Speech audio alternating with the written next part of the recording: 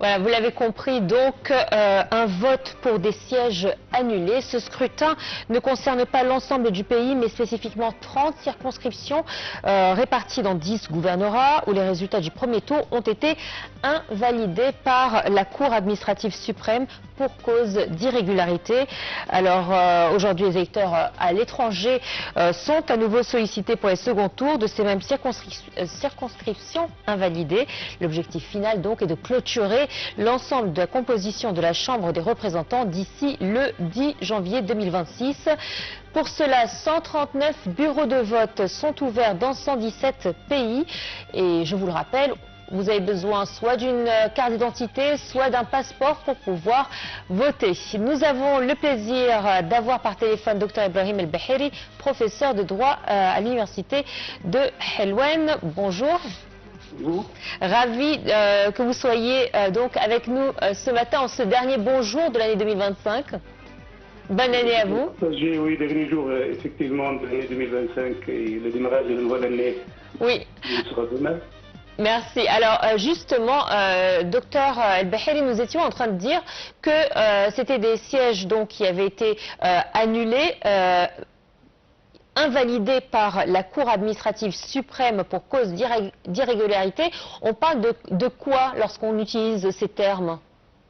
On parle en effet d'abord d'une intervention judiciaire, d'un contrôle de la justice des processus électoraux, je peux dire d'un examen minutieux, de la part de la justice, et une sanction ou des sanctions de l'irrégularité, des irrégularités qu'on a bien observées tout au long de ce processus électoral. Donc, c'est une expression, une traduction d'un contrôle effectif de la part de la justice et également une prise de conscience, si je puis dire, une prise de conscience de la nécessité que cette nouvelle assemblée soit plus ou moins composée de membres fiables, autant qu'on peut, quoi.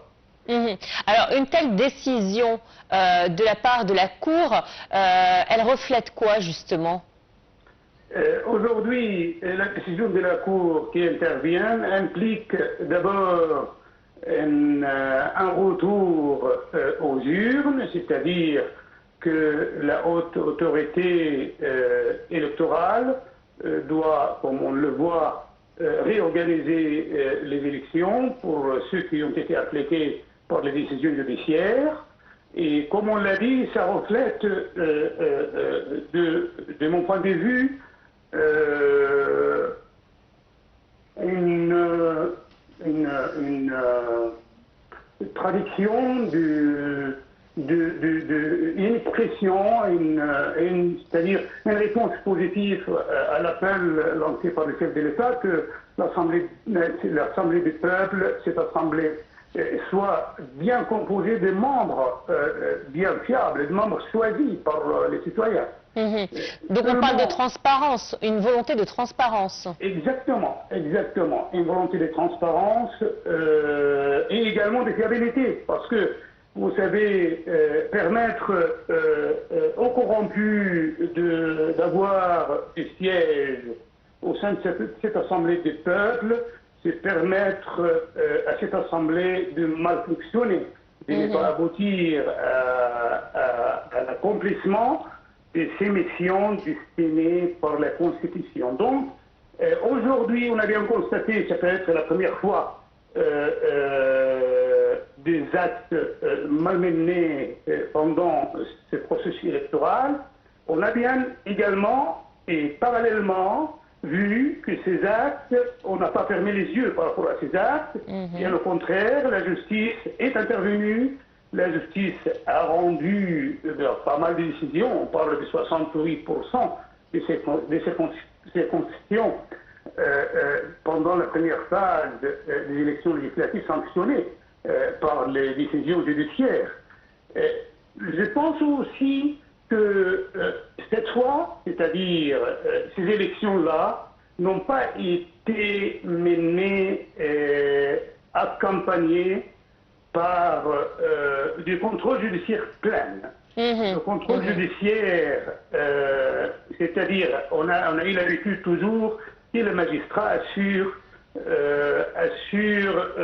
le bon fonctionnement du processus électoral. Aujourd'hui, cette fois-ci, excusez-moi, cette fois-ci, c'est le parquet administratif seulement qui va assurer ce processus. Alors, vous êtes en train de nous parler justement, et nous avons des images qui défilent sur notre écran qui montrent la participation des Égyptiens expatriés qui justement sont appelés à voter aujourd'hui et demain. On a vu que ces législatives étaient particulières puisqu'il y a eu l'annulation puis un retour de vote. Qu'est-ce qui motive ces Égyptiens à l'étranger d'aller voter ? Les Égyptiens à l'étranger sont appelés à exercer leur rôle en tant que citoyens de ce pays. Et dans ces conditions, je pense que le fait qu'elles répondent positivement, comme vous l'avez annoncé, pour la troisième fois, parce que pour ce processus électoral, ça exprime en effet qu'il y a un sentiment de citoyenneté chez ces expatriés. Ça exprime également qu'ils regardent de près ce que se passe de loin en Égypte. Que les Égyptiens s'intéressent encore malgré... Parce que quelque part, les dysfonctionnements passés pendant les processus électoraux ont été plus ou moins en Égypte, pas à l'étranger. Alors que ces Égyptiens à l'étranger expriment leur bonne volonté de loin pour dire à ceux qui sont en Égypte, ne laissez pas passer cette occasion, retournez aux urnes, corrigez les actes malmenés et aller toujours en avant, si je puis dire, pour aboutir à un Parlement qui peut exercer ses fonctionnements, contrôler les actes de gouvernement de façon efficace et peut-être alors prochainement, après ces élections-là, on peut, je parle des responsables politiques du pays, on peut regarder à nouveau notre loi électorale pour faire intervenir, discuter, faire intervenir les textes nécessaires afin qu'on puisse ne pas permettre que ces genres d'actes se reproduisent prochainement. Finalement, on peut dire qu'on reste citoyen même en sortant des frontières.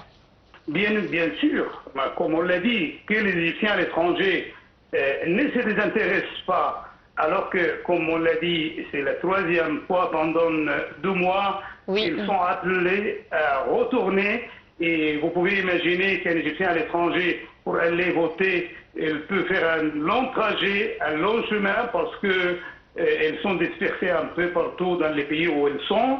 Et donc, elles sont expatriées pour travailler. Manquer un jour de travail, c'est gagner moins sur son salaire. Donc, s'intéresser malgré cela, d'aller accomplir son devoir national, je pense que c'est un acte à saluer. Et justement, est-ce que cet acte à saluer, comme vous venez de le dire, doit être pris en considération de la part des députés qui seront élus prochainement? Bien évidemment, on doit le faire, mais ces députés devraient les prendre pleinement en considération. Mais malheureusement, si vous voulez, la loi permet à tous les Égyptiens de se présenter aux élections, c'est un droit civique. Okay? Ce droit dont bénéficient tous les Égyptiens à se présenter aux élections en tant que candidats s'exerce abusivement de la part de certains qui ont donné ces mauvaises images. Parce que quand on regarde les médias internationaux, les médias à l'étranger qui parlent de ces élections-là, on trouve un sentiment un peu amer. Notre démocratie, notre batterie mérite mieux que ça. C'est pourquoi je vous ai appelé, ou j'ai signalé tout à l'heure, que nous devrons, après ces élections-là, et la composition de la nouvelle Assemblée et sa prise de fonction, nous devrons regarder à nouveau nos textes électoraux pour mettre des dispositions beaucoup plus rigoureuses qui permettent que la présentation aux élections soit bien organisée, qu'il y ait des sanctions sévères contre la corruption, contre l'argent politique ou le déroulement de l'argent politique dans ces processus électoraux soit également sévèrement sanctionné. Ce n'est pas seulement la suspension des candidatures, mais également des poursuites judiciaires. Je pense au titre pénal doit être pris en considération. Et ceci peut garantir enfin qu'on puisse avoir des organes politiques qui exercent pleinement les rôles qui permettent à l'État d'avancer, à l'État d'aller plus loin, quoi. Est-ce que le vote électronique pourrait être une solution? Si vous vous rappelez bien, je l'avais dit pendant le... Effectivement. Voilà. Donc, je vous l'avais dit au mois d'août quand on parlait du Sénat. Exactement. Et c'est l'occasion qu'on le répète aujourd'hui. Aller dans le cadre d'un vote électronique, ça permettra d'abord d'intéresser les Égyptiens à voter. Ça permettra également de mettre un terme à ces scandales, si je peux utiliser les termes, de mettre un terme à l'intervention humaine dans les processus électoraux et ça garantit une certaine neutralité. Et je pense qu'on est habilité aujourd'hui à le faire parce que les chefs de l'État, depuis longtemps, appellent à un gouvernement électronique. Effectivement, et l'Égypte est dans le classement, selon un récent classement, l'Égypte se positionne leader derrière l'Afrique du Sud en termes de numérisation. Si on a pu le faire dans pas mal d'administrations en Égypte, je pense qu'on peut facilement le faire dans le cadre de l'organisation de processus électoral prochainement. Et ça va garantir bien évidemment une neutralité totale, une objectivité et moins de contestation. Et vous allez voir que le taux de participation va doubler et peut-être tripler. Parce que ça va encourager ceux qui sont dans les bureaux de voter électroniquement de moins. Ça va permettre, dans ce cadre, que la volonté de tous les Égyptiens soit plus ou moins exprimée et que chaque organe politique choisi, elle sera une traduction réelle de la volonté des Égyptiens. Alors, on l'a vu au cours de ces dernières années, je parle de ces 5 dernières années, la diaspora égyptienne a contribué énormément dans la stabilité de l'économie égyptienne en faisant des transferts, des virements d'argent vers l'Égypte. Et c'est vrai que ça a beaucoup joué sur la balance. Est-ce qu'aujourd'hui, leur rôle est aussi important que les Égyptiens qui sont en Égypte, et justement on a besoin qu'ils soient eux-mêmes représentés à l'Assemblée du peuple? Chaque fois les participations des Égyptiens à l'étranger dans la vie politique en Égypte se passe d'une façon intense et réelle. Ça donne des leçons aux Égyptiens qui sont en Égypte, que vos frères et sœurs qui sont à l'étranger sont avec vous de loin et ils sont plus inquiets que vous sur l'avenir des pays. C'est pourquoi ils participent, ils ne vous laissent pas tout seuls. Et comme vous l'avez dit, l'Égypte en tant que pays exportateur si je puis dire, de main-d'œuvre, l'Égypte reçoit de ces Égyptiens de l'étranger pas mal de soutien, pas mal de ressources.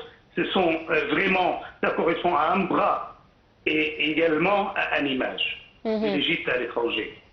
Justement, à travers l'écran, je souhaite réellement saluer leur rôle et cette responsabilité civique qu'ils ont, car effectivement, on pense toujours que ceux qui partent du pays pour s'expatrier oublient leur patrie, mais ce n'est pas le cas des Égyptiens. On le voit, et en plus toutes les tranches d'âge participent à ce vote. C'est vrai que ça fait plaisir à voir.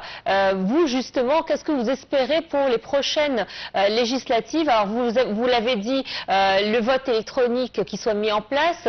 Est-ce que vous avez d'autres votre nécessité en tant qu'homme de droit de voir aujourd'hui dans le paysage législatif égyptien?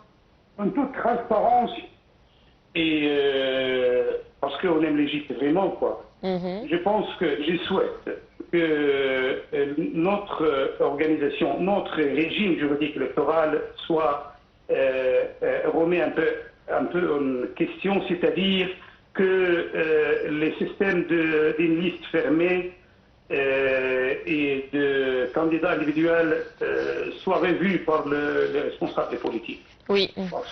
Parce que ceci ne correspond d'abord, les systèmes de liste fermée, la liste fermée ne correspond pas du tout à la volonté des Égyptiens.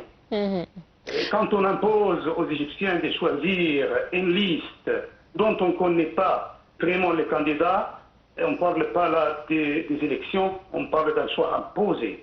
Et ceci ne donnera pas à l'Assemblée qui se réunira prochainement l'impression que c'est une assemblée